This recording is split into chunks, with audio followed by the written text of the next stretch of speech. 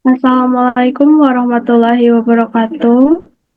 Pak Sam dan rekan-rekan mahasiswa lainnya, kami dari kelompok 9 yang beranggotakan Syifa Syaukia Syabana, Najwa Alia Prabowo, saya sendiri, lalu Ismi Dwi Ramadini dan Dea Amalia akan menyampaikan hasil diskusi kami mengenai film The Teacher's Diary. Untuk itu, maka pemaparan pertama akan disampaikan oleh rekan saya, kepadanya dipersilahkan.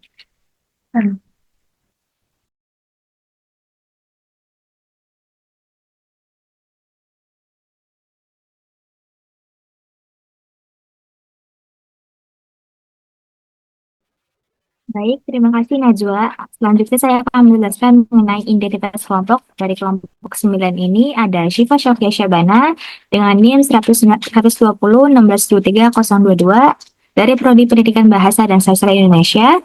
Kemudian ada Najwa Alia Prabowo dengan NIM 120 1623 032 dari Prodi Pendidikan Bahasa dan Sastra Indonesia, dan juga ada Isme Dwi Ramadini, saya sendiri, dengan NIM 120 1623 057 dari Prodi Pendidikan Bahasa dan Sastra Indonesia. Kemudian yang terakhir ada Dea Amelia dengan NIM 120 4623041 dari Pendidikan Bahasa Perancis. Selanjutnya ada identitas dosen pengampu, yaitu DRS Sam Mukhtar Chaniago MSI, yaitu dosen Prodi Pendidikan Bahasa dan Sastra Indonesia FBS UNJ dari tahun 1986 sampai sekarang. Selanjutnya ada identitas film. Judul filmnya yaitu The Teacher's Diary. Sutradaranya ada Nidhiwat Rarotrul. Kemudian ada produsernya yaitu Jira Maligo. Produksi yaitu Jor Kwang Films. Tahun produksi yaitu 20 Maret tahun 2014. Pemerannya ada Laila Bonyansa sebagai Bu An. Kemudian ada Sukrit Wiset Hail sebagai Pak Song, kemudian ada Sukolawat Hanarot ya sebagai Nui, kemudian ada Chu Tima Panat sebagai Nam, kemudian ada Witawat Sing Lampong sebagai pacar baru Nam, kemudian ada Madira Tanasikrayon sebagai Gigi, kemudian ada Pansiri Kosit Suryan Tan ya sebagai Tuna, kemudian ada Wita Meta Muangde sebagai Tong, kemudian ada Wasim Kerdana sebagai Meuk. Kemudian ada Apit Tar Rung Chairong Royrot sebagai Gao. Kemudian ada Tush Hapong Ruk Hawat sebagai Chon. Kemudian ada Chale Srich Haron sebagai kepala sekolah. Film ini negara asalnya dari Thailand. Genrenya yaitu drama dramatis. Kemudian durasinya yaitu 110 menit. Untuk agenda dalam filmnya akan dijelaskan oleh rekan saya, kepadanya saya persilahkan. Baik, terima kasih Ismi. Saya Syifa Syaukia Syabana akan menjelaskan mengenai adegan dalam film ini. Boleh tolong salin dia berikutnya.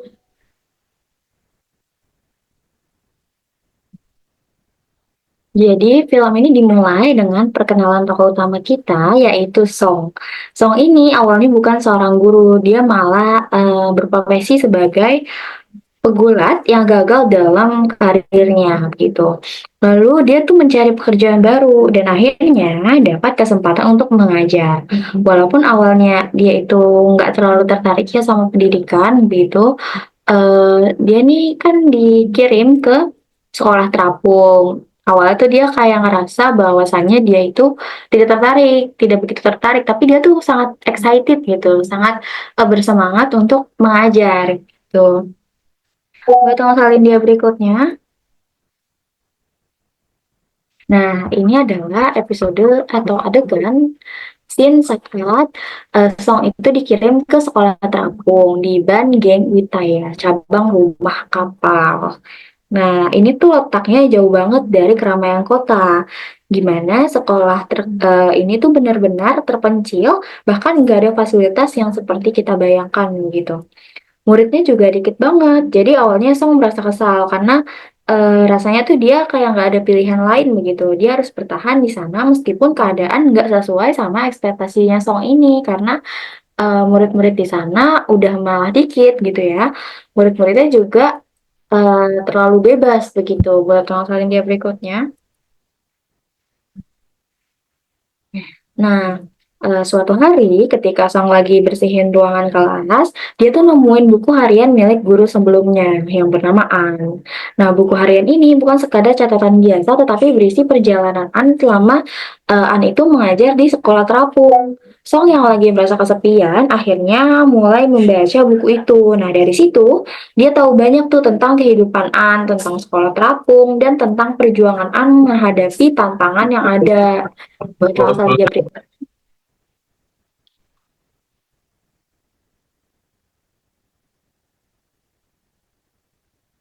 Nah, di sini ada kilas balik A gitu. Pada scene ini menceritakan bahwasannya di dalam buku harian An, Song jadi mengetahui itu tentang latar belakang sebelum Song itu tiba di sekolah terapung. Jadi ternyata An itu awalnya bekerja di sekolah lain. Sekolah yang notabene ini tuh kepala sekolahnya tuh sama seperti kepala sekolah yang mempekerjakan Song gitu. Tapi ada satu hal yang membuat An itu akhirnya dipindahkan ke sekolah terapung gitu. Salah satu alasan kenapa An dikirim ke sekolah terapung itu karena dia punya tato bintang di tangannya. Awalnya, tato itu dianggap nggak sesuai kan sama citra seorang guru yang seharusnya memberi contoh yang baik. Kepala sekolah, tempatnya An itu bekerja, nggak menerima tato itu, dan berpikir bahwasanya itu bisa merusak reputasi sekolah gitu kan. Walaupun tato itu cuma sekadar simbol dan keinginan si An aja sih ya, tapi dan nggak ada hubungannya kan sama profesionalitas An ketika bekerja, tapi dia tetap dipindahkan ke sekolah terapung sebagai konsekuensinya gitu. Betul kali ini berikutnya. Baik, di sini tuh akhirnya, jadi kan memang eh, alur dalam film ini tuh alur maju mundur ya. Jadi setelah menceritakan Song, kemudian menceritakan An. Nah, sekarang lagi menceritakan Song kembali begitu. Jadi di sini ada perjuangan Song itu berinteraksi dengan para peserta didiknya atau dengan murid-muridnya. Jadi setelah Song mulai mengajar di sekolah itu, dia juga menghadapi banyak tantangan. Murid-murid yang sedikit itu tuh bahkan nggak terlalu tertarik untuk belajar begitu. Dia selalu murid-muridnya tuh selalu membandingkan Song dengan An kayak Pak Song nggak kayak Bu An gitu. Awalnya itu dia mengajar dengan cara yang sedikit kaku dan kasar. Ini dibuktikan dengan scene pas ini, peserta didiknya tuh kayak selalu berenang gitu kan, padahal harusnya kan belajar gitu. Terus akhirnya peserta didiknya dihukum gitu, dipukul tangannya pakai kayu sama Pak Song gitu. Nah, tapi setelah dia baca-baca buku harian An itu, akhirnya tuh Pasong itu belajar untuk lebih sabar dan mencari cara yang lebih kreatif supaya murid-muridnya tuh bisa lebih tertarik pada pembelajaran dia. Karena memang dia juga tahu kok kalau misalnya pembelajaran yang kelasnya Pak Song ini tuh agak sedikit membosankan bagi peserta didik yang memang sekolah di sekolah terapung begitu. Akhirnya dengan mencontoh metode yang dilakukan oleh Bu An, akhirnya tuh peserta didiknya juga mulai merasa nyaman pada Pak Song. Baik, langsung dia berikutnya.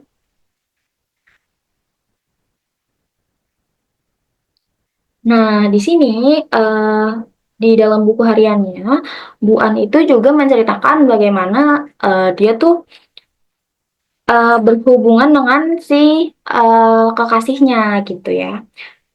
Jadi sebelum mengajar di sekolah terapung, An itu punya pacar yang tinggal di kota. Awalnya hubungan mereka tuh berjalan lancar aja, tapi ketika ini kan pacarnya tuh sangat menolak An untuk terus mengajar di sekolah terapungnya karena pacarnya tuh nggak suka LDR gitu loh. Jadi tuh uh, An sampai bilang jika kau tak bisa jangan paksa dirimu sendiri gitu. Jadi kayak kalau misalnya pacarnya nggak bisa ya udah putus aja gitu. Tapi pacarnya tuh nggak mau gitu. Akhirnya ya begitu, An harus memilih antara cinta dan profesinya sebagai seorang guru. Akhirnya ya An tetap bersikeras untuk menjadi seorang guru. Boleh tolong salin dia berikutnya. Nah, setelah membaca banyak cerita dari buku diary-nya si Bu An, Kak Song itu mulai merasakan apa yang An rasakan di sekolah terapung. Kehidupannya tuh jauh lebih sederhana, tanpa teknologi dan fasilitas yang memadai juga kan. Bahkan untuk sampai ke sekolah, dia harus menyeberang dengan perahu. Nah, meskipun demikian, lama-lama tuh Pak Song itu mulai menikmati kehidupan yang lebih tenang ini. Dia tuh mulai menghargai alam sekitar. Terus, eh kemudian di sana juga, ini ada satu scene di mana Pak Song itu hidup berdampingan dengan alam, saking berdampingannya malah di situ tuh ada adegan di mana Pak Song itu harus mengusir uh, ular begitu ya, yang masuk ke dalam kelas. Boleh tolong salin dia berikutnya. Nah, ini tuh salah satu bentuk flashback di mana ketika Bu An itu membangun hubungan dengan murid-murid yang ada di sana. Jadi sebelum Pak Song mengajar, Bu An itu kan memang sudah terlebih dahulu membangun keterikatan yang jelas itu ya, keterikatan batin dengan anak-anak di sekolah terapung gitu ya.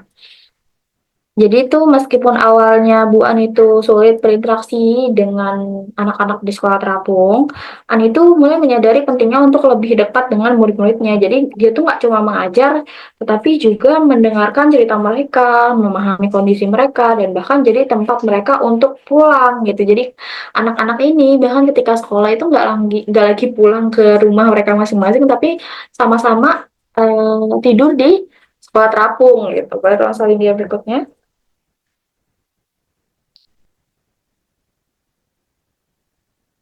Nah, kemudian di sini ada song yang mengembangkan perasaannya pada Bu An, gitu ya.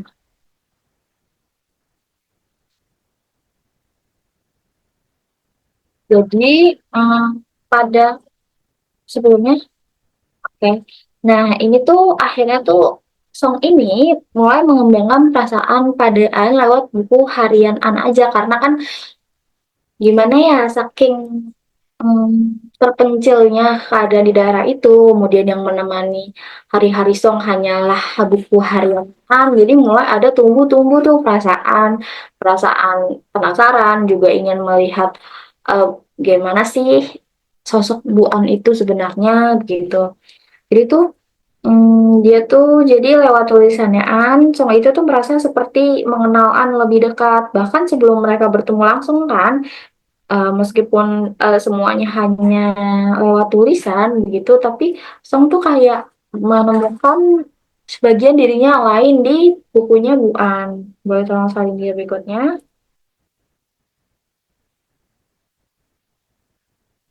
Nah, inilah alasan mengapa Pak Song itu dipekerjakan di sekolah terapung. Jadi tuh sebenarnya kan memang eh, jarak antara Pak Song dan Bu An itu bekerja itu kan hanya 1 tahun ya. Jadi dalam 1 tahun terakhir itu Bu An itu pindah mengajar. Karena apa? Karena dia tuh diiming-imingi oleh pacarnya untuk diseriuskan gitu. Nah, tapi di sekolah yang asli, maksudnya sekolah di kota begitu, di sini tuh Bu An selalu diomeli oleh kepala sekolah di sana begitu. Bahkan Bu An ada satu scene yang bilang bahwa metode untuk belajar tidak sama dengan mengerti. Jadi tuh Bu An itu karena memang mungkin sudah terbiasa mengajar dengan metode di sekolah terapung, Bu An itu sering sekali mengajak anak-anaknya, anak-anak muridnya untuk berenang gitu. Jadi eh, belajar sains dengan cara berenang begitu. Tapi tuh guru-guru di sana tuh pada nggak setuju karena buat apa sih gitu kan. Terus di sini pacarnya tuh nggak ada sama sekali membela untuk Bu An. Padahal kan Bu An mengajar di sekolah kota itu kan atas permintaan pacarnya kan gitu. Boleh tolong salin dia berikutnya.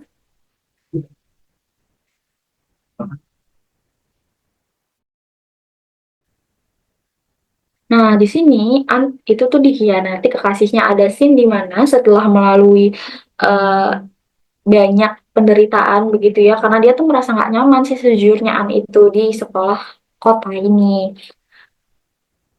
kan memang An itu menerima lamaran dari kekasihnya yang sebelumnya mereka putus karena perbedaan pilihan itu kan.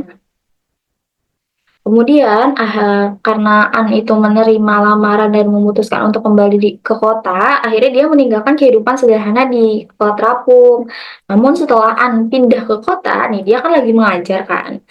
Nah, ada tuh seorang perempuan yang datang menemui An. Perempuan itu tuh mengaku sedang hamil dan mengklaim bahwa dialah yang telah menjalin hubungan dengan pacar An selama ini. Jadi tuh pacarnya An ini tuh punya selingkuhan selama An itu mengajar di sekolah terapung begitu. Jadi kejadian ini tuh tentu saja kan mengguncang An kayak kok bisa-bisanya gitu pacarnya mengkhianati dia gitu. Karena selama ini pacarnya yang dia percaya ternyata mengkhianati dia, akhirnya Bu An itu kayak marah gitu. Kemudian batal salin dia berikutnya. Karena merasa seperti itu, akhirnya Bu An kembali ke sekolah terapung. Nah, dia merasa tuh bahwa hanya di tempat itulah dia bisa menjadi diri sendiri dan merasa damai. Kebanyakan ke sekolah terapung ini menunjukkan bahwa terkadang itu kita harus kembali ke tempat yang membuat kita merasa nyaman dan menemukan arti sejati dalam hidup kita kan gitu. Di sini, Ana itu kembali menemukan semangatnya sebagai seorang guru.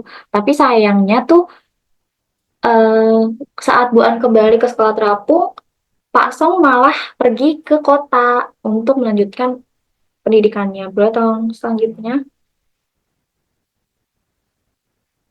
Nah, disinilah Song itu mengundurkan diri dan melanjutkan pendidikannya. Jadi, Song itu udah nggak jadi seorang guru lagi. Boleh tolong selanjutnya berikutnya. Kemudian di akhir cerita ini ada pertemuan Bu An dan Pak Sok. Jadi Bu An dan Pak Sok ini akhirnya bertemu meski selama ini mereka hanya terhubung lewat buku hariannya An aja. Akhirnya mereka bertemu kan. Terus ya udah gitu endingnya ya bahagia seperti ini. Buat tahu salin dia berikutnya. Baik untuk karakter tokoh akan dijelaskan oleh rekan saya kepadanya disilakan.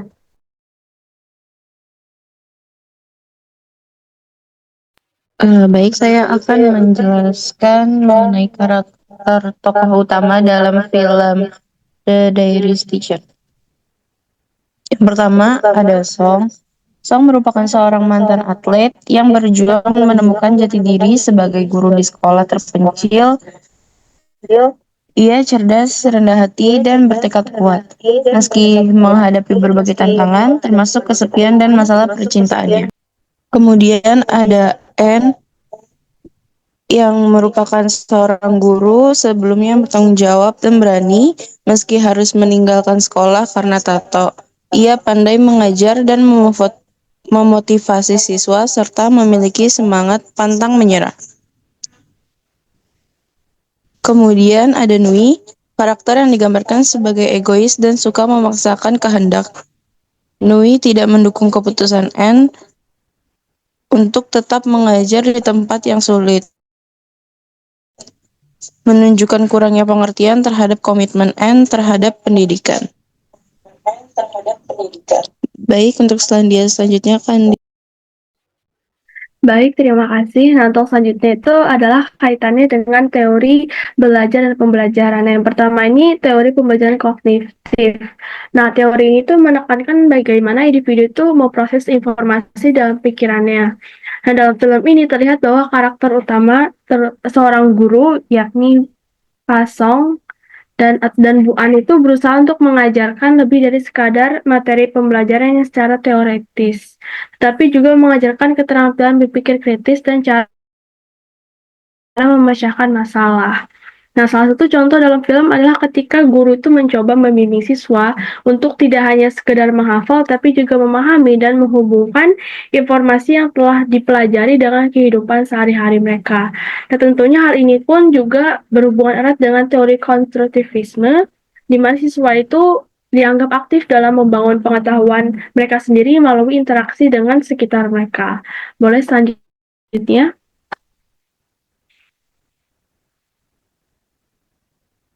Selanjutnya adalah teori pembelajaran konstruktivisme. Nah, dalam film ini mengimplikasikan elemen-elemen dari teori pembelajaran konstruktivisme di mana siswa ini dianggap sebagai peserta aktif dalam proses belajar yang secara bertahap membangun pengetahuan sendiri melalui pengalaman dan refleksi.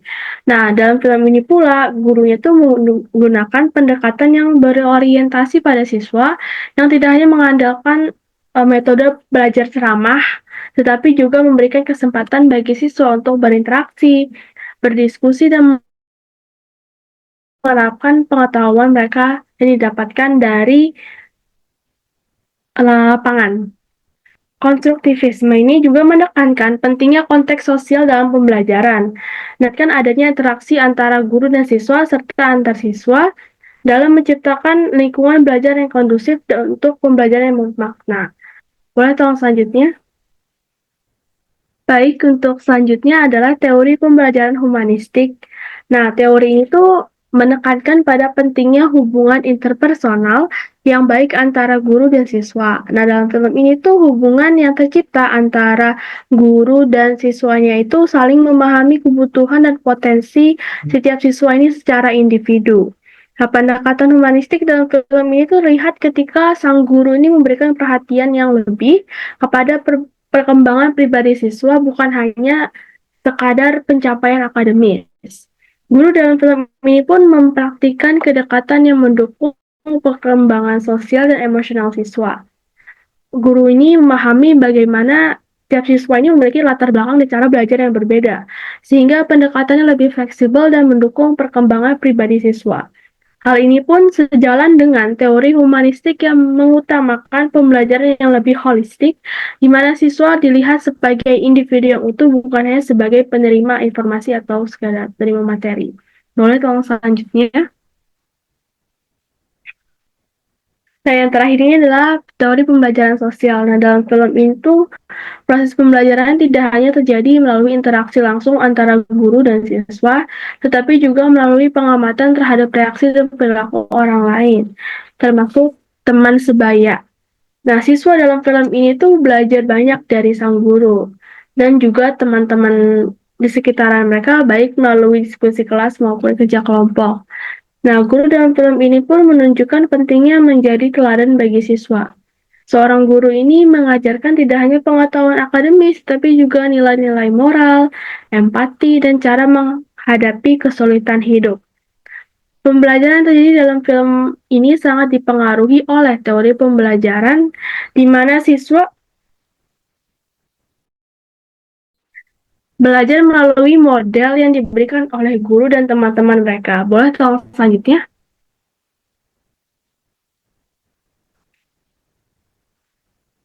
Selanjutnya adalah kesimpulan yang diperoleh dari keseluruhan pemaparan dari review film The Diary Teacher. Nah, film ini tuh secara keseluruhan menggambarkan berbagai teori pembelajaran yang relevan dalam praktik pendidikan.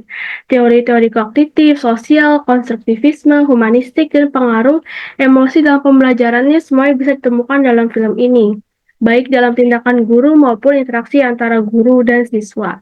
Melalui pendekatan yang humanis, siswa tidak hanya belajar materi pelajaran, tapi juga belajar tentang kehidupan, nilai-nilai moral, dan cara menghadapi berbagai tantangan. Film ini pun menunjukkan bahwa proses pembelajaran bukan hanya tentang transfer ilmu, tetapi juga tentang membentuk karakter dan membantu siswa berkembang sebagai individu yang utuh. Kiranya demikian yang dapat kami sampaikan. Terima kasih kepada Pak Sam dan teman-teman yang telah menyimak presentasi kami hingga akhir. Sekian, terima kasih. Wassalamualaikum.